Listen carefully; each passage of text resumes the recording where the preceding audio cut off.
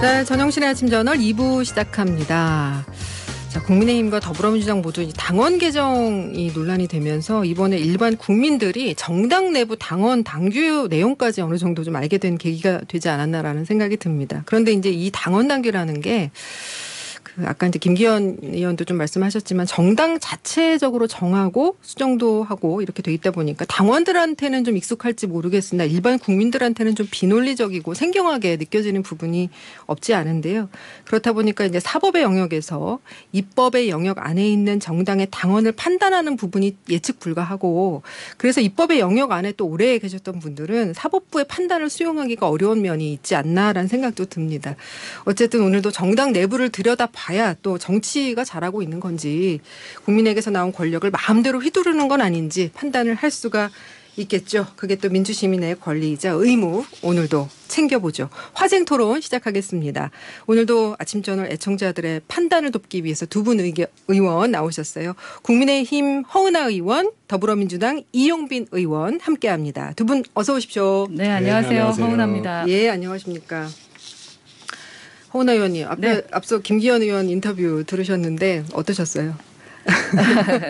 지금 아무래도 이제 민감한 시기이다 보니까 네. 민감한 사안을 지금 설명해주는 상황에서 여러 가지 민감한 표현들이 좀 있었던 것 같습니다. 예, 그러나 그렇죠. 이제 이해를 돕기 위해서 뭐 노력을 하시는 차원에서의 어떤 답답함의 표현이었다 그렇게 좀 생각해 주시면 감사하겠습니다. 예. 지금 어제 이제 서병수 의원이 전국의 의장 사퇴하시면서 이제 새 비대위 뭐 쭉 출범을 하게 되는 것 같아요. 예, 지금 국민의힘 상황 좀 얘기 좀 해주세요. 어떻게 분위기가 어떻습니까?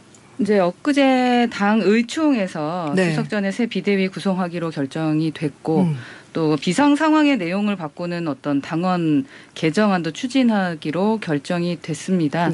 이제 기존에는 당대표 거리 또는 최고위 기능 상실 이게 비상 상황이었는데 그 개정 후에는 당대표 거리 또는 선출직 최고위원 5명 중 4명 이상 거리 됐을 때 비상 상황이다라고 우선 이제 수정을 하려고 하고 있고 또 뭐 어제 상임 정국이 20명 이상의 소집 요구서를 제출했고 당에서 대략적인 타임라인을 좀 밝혔죠. 그 내일인 2일 날 상임 정국이 열고 다음 주에 월요일에 정국이 열어서 당원 당규 개정안을 의결하고 또 새 비대위원장 임명을 명절 연휴 전날 8일까지 최종 마무리하는 일정 뭐 이렇게 잡았습니다. 그 뭐 정국이 소집에 응할 수 없었다던 그 서병수 의장님이 그 사퇴했기 때문에 그 부의장인 윤두현 의원께서 사회권 등을 이어받아서 상임 정국이와 정국이가 소집되는 수순을 지금 밟고 있는 것입니다. 이용빈 의원님, 근데 여기 이 부분에 참 논란도 많고 또 문제점을 지적하시는 의견들도 많고 어떻게 보세요?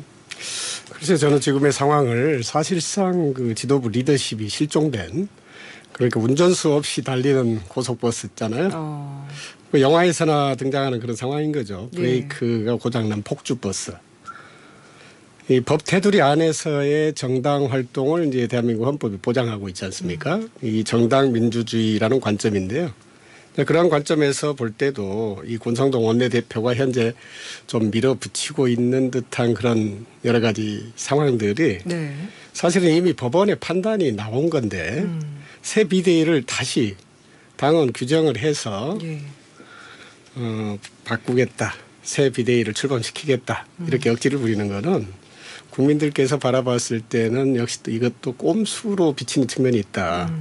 또 여기에 이제 이미 권성동 원내대표의 어떤 책임론들이 불거지고 있지 않습니까? 그러니까 이미 바닥이 드러난 그런 리더십이 문제고 또 그런 책임론에도 불구하고 밀어붙이는 것은 딱 하나 믿는 구석이 있다는 거 아니겠습니까? 그 믿는 구석이 뭐냐?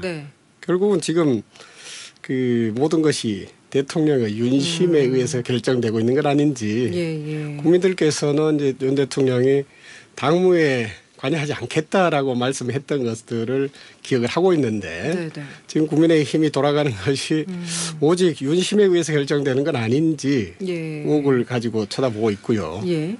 결국은 지금 지지율 하락이 문제가 아니고 대한민국이 지금 엄청난 위기 상황에 놓여 있는데 이 집권 여당이 폭주기관차나 폭주버스처럼 달리고 있는 것에 대해서 그 피해가 고스란히 국민에게 돌아간다는 거 아니겠습니까? 예, 그런 상황이다 저는 그렇게 보고 있습니다. 예.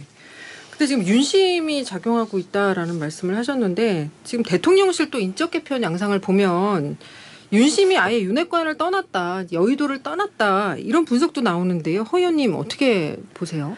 지금 뭐 다양한 해석들이 있는데 네네. 그 뭐 윤심이 작용하지 않았을 거다라고 저는 좀 기대하고 또 뭐 윤핵관들이 떠났다라고 하는데 저희 당 모든 분들은 결과적으로는 윤핵관이다라는 생각으로 좀 지켜봐 주셨으면 좋겠습니다. 예. 우리 이용빈 그 의원님께서 말씀하시는 것처럼 예. 사실 이 당원 당규 규정에 대해서는 여러 의견들이 있습니다. 저희 당에서도. 그래서 이미 법원이 이제 비상 상황이 아니라고 했기 때문에 네.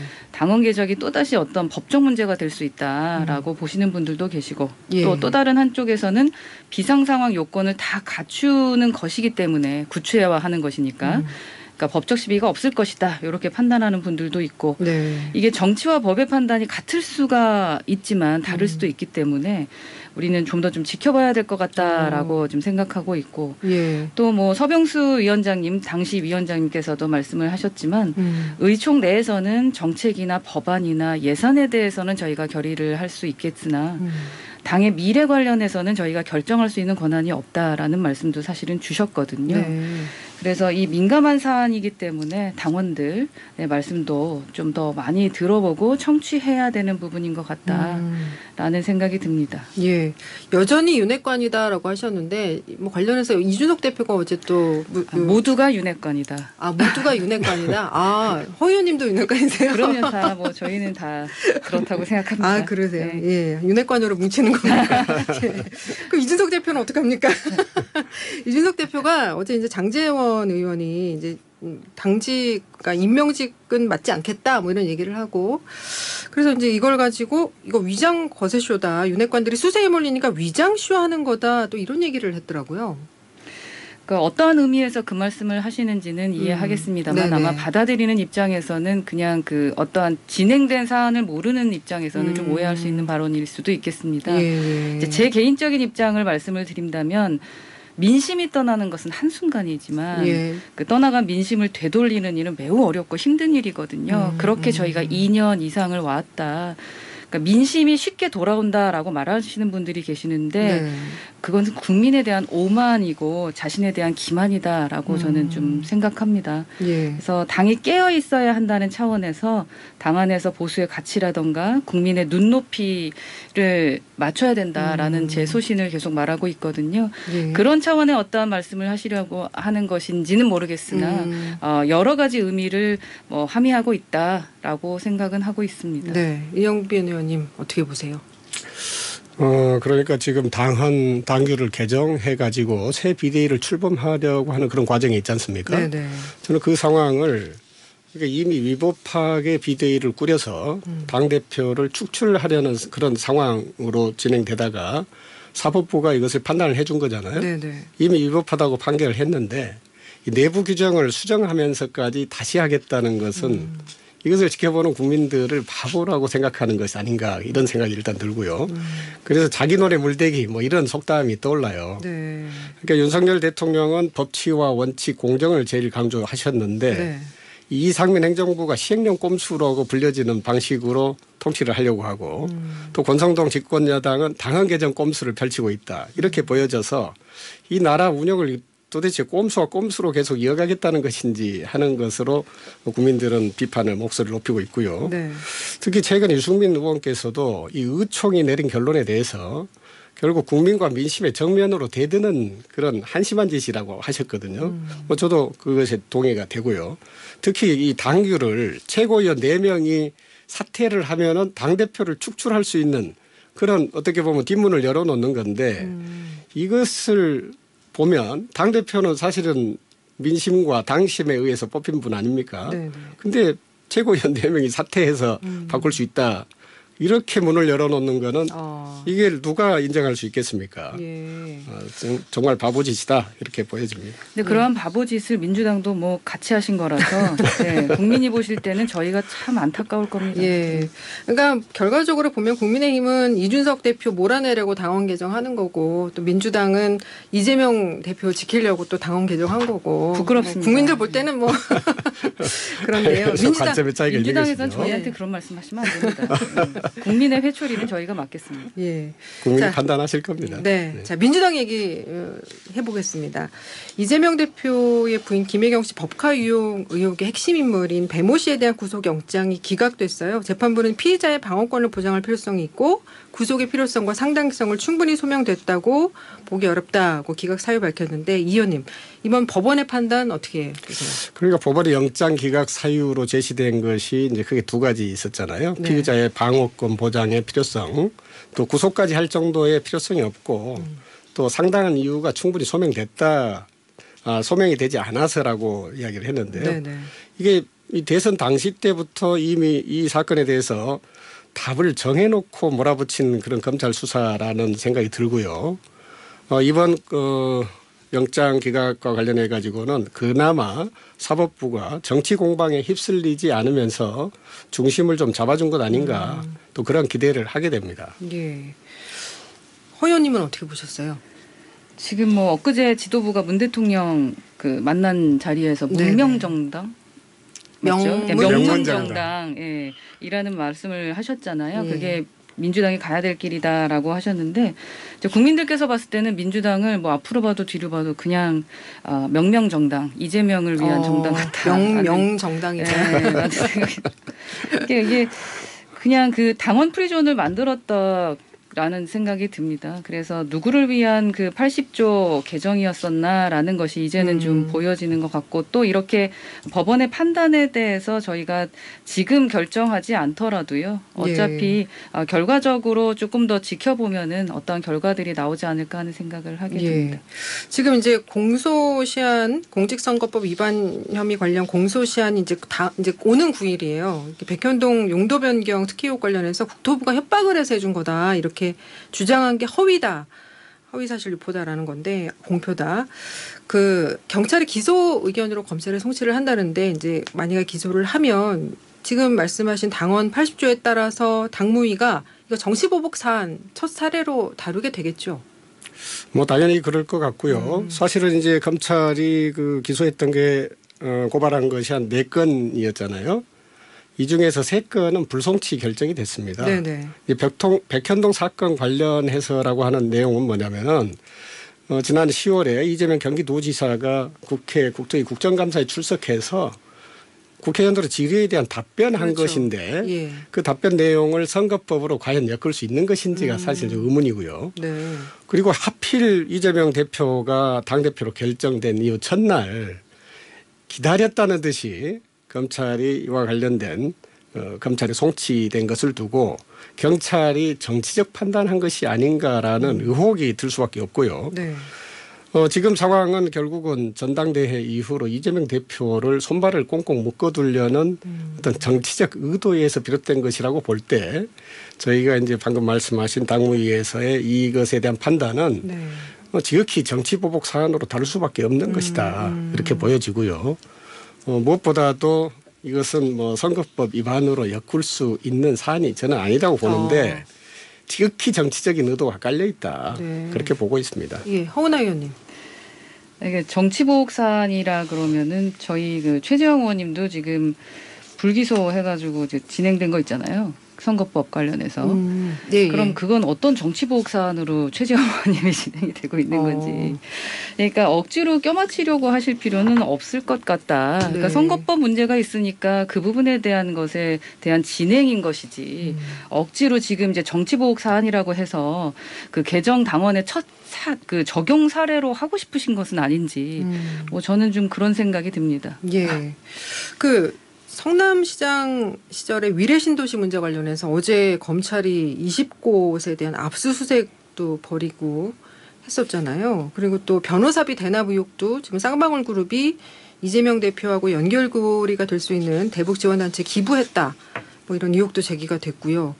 참 이런 부분들이 앞으로 어떻게 전개가 될지 홍은아 의원님 어떻게 보세요?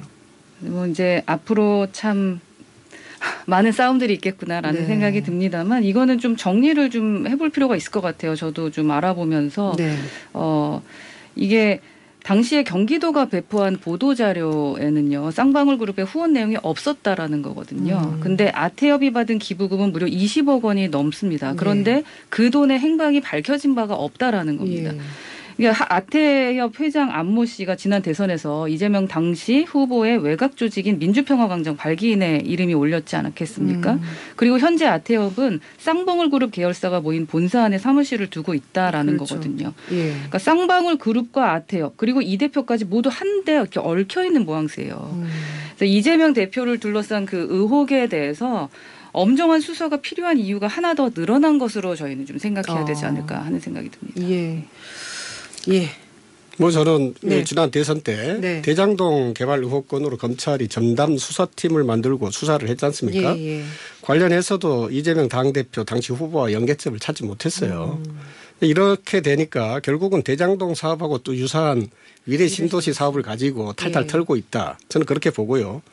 말하자면은 국민들께서 바라보기에 이 검찰공화국에서 이 검찰을 동원해서 윤석열 정부가 이재명 죽이기 아주 혈안이 됐구나 이렇게 느끼고 있고요. 예. 또 이 수사를 맡은 강백신 검사가 소위 윤석열 사단이고 특수통으로 분류된다는 점에서 이 정부가 칼을 갈고 있구나 그런 느낌을 갖게 됩니다. 예. 근데 뭐 죄를 짓지 않았으면 그냥 두려워할 일도 없을 것 같고 물론 두려워하진 않습니다. 예, 엄정한 수사를 통해서 명명백백하게 그냥 네. 진실이 밝혀지기를 바라는 것이 상식적이다라고 생각하고요.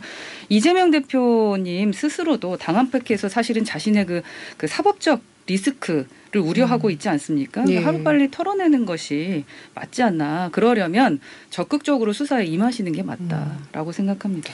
민주당도 이제 앞으로 초강경 모드로 계속 가지 않을까라는 생각이 드는데 지금 김건희 여사에 대한 공세도 계속 지금 펴고 있잖아요. 이제 국회 운영위에서 전용기 의원이 김 여사가 해외 순방 때 착용했던 그 장신구 목걸이가 뭐 6천만 원이 넘는다고 하는데 이게 이제 재산 신고에서 누락됐다라고 문제를 제기를 했어요. 그런데 이제 대통령실에서는 또 해명이 오락가락해서 논란이 됐는데 뭐 처음에는 현지에서 빌렸다 이렇게 했다가 다시 이제 지인에게 장신구 석점 중에 2개를 빌렸다 이렇게 말을 바꿨어요. 이 논란은 어떻게 생각하세요? 우선 민감한 사항에 대해서 소통이 잘못되면 큰 오해를 불러일으킬 수가 있습니다. 그래서 처음에 대통령실에서 정확하게 해명하지 못해서 말 바꾸기 논란이 있었지 않았겠습니까? 예. 이런 부분에 대해서는 그 대통령실이 앞으로 야당이 아니라 국민께 이렇게 설명을 드린다는 자세로 좀 더 좀 면밀하게 챙겨야 할 부분이 있을 것 같다라고 저는 생각합니다. 예.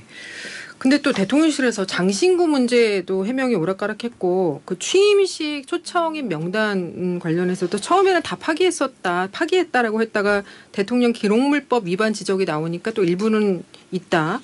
그리고 또 다시 초청 공문은 또 남아있다. 이렇게 자꾸 말을 바꾸는데 사실 국민들 상대로 말을 바꾼다는 거는 그중에 거짓말도 있다는 얘기잖아요. 그렇죠. 어떻게 저희들이 보십니까? 뭐 상식적으로 생각해 보면은 어떤 같은 사실에 대해서 계속 말이 바뀐다는 거는 거짓말을 하고 있다는 것이죠.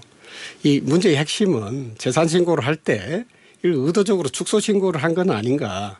이런 고가의 장신구를 그냥 빌렸다 이렇게 이야기하니까 해명이 나올 때마다 의혹은 더 커지는 것이고요.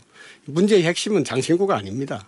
이 장신구 사태와 관련한 도덕성, 사회적 책무 이런 것들에 대한 명확한 해명이 필요한 것이죠. 장신구 사태입니까? 그렇습니다. 예. 그래서 저는요, 이 김건희 특검법과 관련해 가지고 예. 시민사회가 이제 그 국회에서의 발의를 환영하고 예, 당론으로 속도- 채택해달라고 어제 그렇죠. 기자회견을 그런 했던데요. 시민들께서 기자회견할 때 그 자리에 함께 했습니다. 예. 이 특검법이 조속히 통과될 수 있도록 노력을 해야 될 텐데요. 이 장신구와 관련된 여러 가지 의혹은 결국은 김건희 여사의 주가 조작 또 허위 경력 사건과 같은 큰 어떻게 보면은 국민이 관심이 있는 그러한 사건에 대한 진상 규명이라고 하는 관점에서 장신구 사태가 또 드러난 것이죠. 그러니까 이 정부가 자꾸 말 바꾸기 거짓말하는 건 아닌지 이렇게 보고 있고 특히나 아까 말씀하신 이제 초대 명단을 뭐 삭제하거나 감추거나 했다 하는 부분들을 예. 공개할 수 없다 하는 것들에 대해서는 특히 그 초대 명단 안에 결국은 김건희 여사와 그 윤 대통령의 장모 예. 사건과 관련된 수사를 하는 경찰 예. 또 특히 그런 담당 주체들이 초대를 받았다는 거 아니겠습니까? 예. 근데 그분들을 감추려고 한 건 아니었는지라고 의혹을 보고 있고요. 저는 이러한 사건 자체가 결국은 어떤 우리가 가장 우려하는 최순실 사태와 같은 어떤 국정농단의 어떤 첩발을 내딛고 있는 건 아니지. 그러지 그것을 우리가 걱정하는 것이고요. 이것이 어떤 국정농단으로 이어지지 않도록 지금 초동에 잘 대처해야 된다라고 주장을 하는 것이고요. 특히나 윤석열 표 공정이라고 하는 관점에서 김건희 여사에 대해서도 명백하고 투명하게 예. 수사가 이루어져야 되는데 저는 특검밖에 답이 없다 이렇게 보는 것이죠. 오늘부터 이제 정기국회 시작돼서 김건희 여사 특검 부분이 쟁점이 될 것 같은데요. 예, 허은하 의원님 끝으로 한 말씀 해주시죠. 그러니까 뭐 걱정을 해주시는 듯 말씀을 해주시는데 거의 의혹을 가지고 악의적 프레임을 지금 만들어가고 있다라는 좀 생각이 듭니다. 뭐 정확하게 파악해서 제대로 설명드려야 됐었다라고 저는 생각하고요. 네. 알아보고 말씀드리겠다라는 것은 죄송스러운 게 아닙니다. 이럴 땐 서둘러서 말씀 안 하셔도 돼요. 그러니까 그렇지 못해서 의도치 않은 혼란이 생겼고 지금 이러한 악의적 프레임의 대상이 되는 측면도 있는 것 같다라는 생각이 들고요. 대통령실의 그 설명 과정에 혼란이 있었던 것은 사실입니다. 네. 하지만 민주당이 주장을 하고 있는 것처럼 그런 석연치 않은 부분이 있으면요. 그냥 정기국회 통해서 살펴보면 됩니다. 국감에서 예. 살펴봐도 됩니다. 그런데 이렇게 예. 자꾸 프레임 잡으시고 국정농단이다 하면서 최순실 이름까지 나오는 거. 장신구 문제가 너무 아닙니다. 앞서가십니다. 예, 장신구 사태와 명명정당으로 오늘 마무리를 하겠습니다. 자, 화쟁토론 오늘은 여기까지 말씀 나누겠습니다. 지금까지 국민의힘 허은하 의원, 더불어민주당 이용빈 의원 함께했습니다. 두 분 말씀 잘 들었습니다. 고맙습니다. 수고하셨습니다. 감사합니다. 한석규의 요즘